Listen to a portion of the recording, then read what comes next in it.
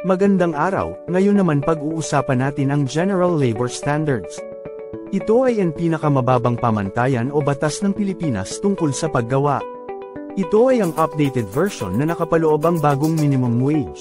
Tayo na at magsimula. Simulan natin sa minimum wage. Ang minimum wage ay ang pinakamababang sweldo o sahod na maaring makuha ng isang manggagawa sa loob ng 8 oras. Ang minimum wage ay nagmula sa Republic Act No. 6727 o mas kilala bilang Wage Rationalization Act.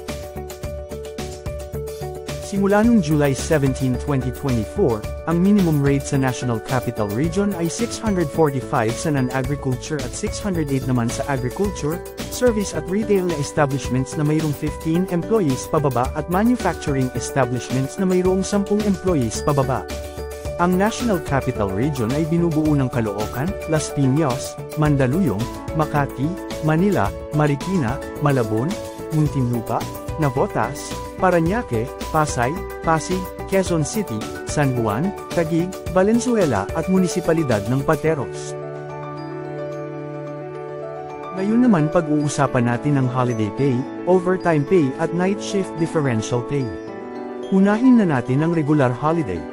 Ito ay ang pagbabayad ng additional na 100% sa employee kapag siya ay pumasok sa araw ng regular holiday, at pagbabayad ng 100% sa employee sa araw ng holiday provided, na siya ay pumasok sa last working day ng kumpanya o naka-leave with pay sa last working day ng kumpanya. Pag-usapan naman natin ang premium pay. Ito ay yung karagdagang compensation sa trabahong nagawa sa loob ng 8 oras tuwing rest day o mga special non-working holiday. Tandaan na ang mga araw na ito ay no work, no pay. Ang mga worker na pumasok sa mga araw na ito ay may karagdagang 30% sa kanilang arawang sahod. Ngayon, pag-usapan naman natin ang overtime at night shift differential. Ang overtime ay ang karagdagang compensation sa trabahong humigit sa 8 oras. Ang trabahong humigit sa 8 oras ng isang manggagawa ay may additional 25% sa kanyang hourly rate, at sa rest day naman, regular holiday at special non-working holiday naman, ay 30% ng hourly rate ng isang employee. Sa night shift differential naman ay karagdagang 10% sa kanyang hourly rate kapag ang employee ay nagtrabaho sa mga oras ng alas 10 ng gabi hanggang alas 6 ng umaga. Ang service incentive leave naman ay binibigay sa mga manggagawa na nakapagtrabaho na ng at least 1 taon sa kumpanya. Entitled na sila sa 5 service incentive leave sa 1 taon. Ang service incentive leave ay convertible to cash sa katapusan ng taon kung ito ay di nagamit ng manggagawa. Ang service charge naman ay isang benepisyo na tinatamasa ng mga manggagawa sa mga hotel, restaurants at iba pang establishment na katulad nito. Pag-usapan naman natin ang maternity leave. Ang maternity leave ay isang benepisyo ng isang babaeng manggagawa regardless ng kanyang estadong sibil, employment status, at legitimacy ng kanyang magiging anak. Ang maternity leave ay 105 araw, na may full pay at may karagdagang 7 araw, kung siya ay solo parent. Maaari rin itong madagdagan ng 30 araw, ngunit wala itong bayad. Provided din na ang manggagawa ay nakapagpaalam ng maayos sa employer. Sa kadahilanan naman na miscarriage o emergency termination ng pagbubuntis, mayroon itong 60 days na leave. Ang solo parent leave naman ay isang benepisyo ng mga manggagawang solo parent. Ito ay ang mga manggagawang nag-iisa sa mga responsibilidad ng pagiging magulang. Ang solo parent leave ay 7 araw kada taon na may full pay. Kinakailangan lang makakuha ng solo parent ID ang manggagawa mula sa munisipyo o DSWD, at sa mga pagkakataon na hindi nagamit ang solo parent leave, ito ay hindi convertible to cash o nadadagdag sa susunod na taon, unless may pinagkasunduan ng employee at ang employer. Ang susunod na benepisyo na pag-uusapan natin ay ang pinakamadalang na leave na gamitin ng ating mga manggagawang babae. Ito ang leave for victims of violence against women and their children, o mas kilala na VAWC leave. Ang leave na ito ay nagbibigay benepisyo ng 10 araw na paid leave sa mga mag-file neto. Ito ay ginagamit ng mga kababaihang manggagawa upang tugunan ang kanilang pangangailangang medical at legal na nagmula sa domestic violence. Itong leave na ito ay kinakailangang may naka-file na kaso o reklamo sa otoridad bago magamit.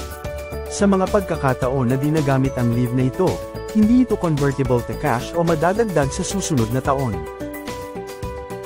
Ang Special Leave for Women naman ay isang benepisyo na leave para sa mga kababaihang nag-operahan sa kadahilan ng gynecological disorder, at kasama ang breast. And leave na ito ay magagamit ng isang empleyadong babae regardless ng edad o estadong sibil niya. Ito ay 2 buwan na paid leave, ngunit ito ay depende pa rin sa kanyang competent physician. Ang doktor ang magsasabi kung hanggang kailan ang makukuhang leave ng manggagawa. Pag-usapan naman natin ang pinakahinihintay ng ating mga manggagawa pagdating ng katapusan ng taon, ito ay ang 13th month pay. Ang 13th month pay ay required na ibigay ng mga employer sa kanilang mga rank and file employees, regardless ng kanilang status. Ang 13th month pay ay dapat maibigay bago mag-December 24 ng taon. Nakikita natin ngayon ang formula na ginagamit sa pag-compute ng 13th month pay. Laging tatandaan na ang kabuoang kita ng manggagawa, excluded ang mga overtime pay etc. divided by 12. Ganyan tuusin ang 13th month pay. Ngayon pag-usapan naman natin ang separation pay. Laging tatandaan na may dalawang uri ng dahilan ng separation. Ito ay ang just causes at ang authorized causes, at ang manggagawang voluntarily nag-resign ay walang separation pay. Ang pag-uusapan natin ngayon ay ang authorized causes. May dalawang category and separation pay. Ito ay ang mga babayaran ng half-month pay per year of service. Nakikita natin ngayon ang mga dahilan ng separation pay na babayaran ng half-month per year of service. Ngayon naman ay nakikita natin ang mga dahilan ng separation na babayaran ng 1 month per year of service. Susunod naman na benepisyo ay ang retirement pay. Ito ay isang benepisyo na binibigay sa ating mga manggagawa na may edad 60 hanggang 65. Tandaan na ang edad na 60 hanggang 64 ay ang optional retirement at ang edad na 65 ay ang mandatory retirement. Ang standard formula na ginagamit natin sa retirement pay ay 22.5 multiplied by current daily rate multiplied by years in service.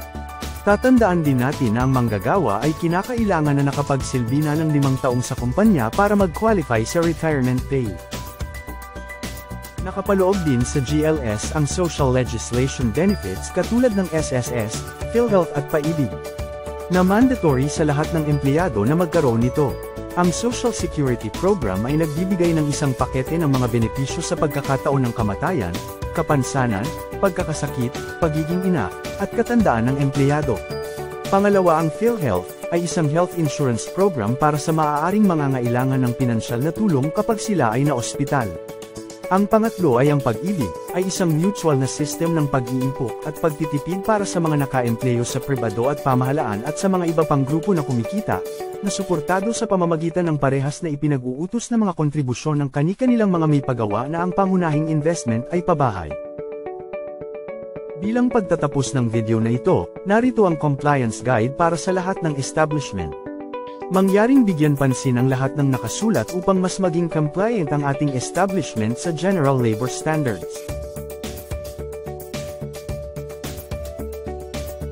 Maraming salamat sa pakikinig sa ating General Labor Standards video. Sa mga katanungan o clarifications, maaaring makipag-ugnayan sa mga contacts na nasa screen.